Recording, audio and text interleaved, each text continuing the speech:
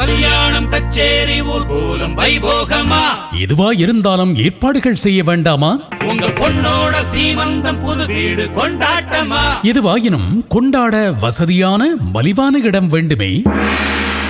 அத்தனைக்கும் பொருத்தமான விசாலமான இட வசதி கொண்ட மண்டபம் ஈசன் வெட்டிங் ஹால்.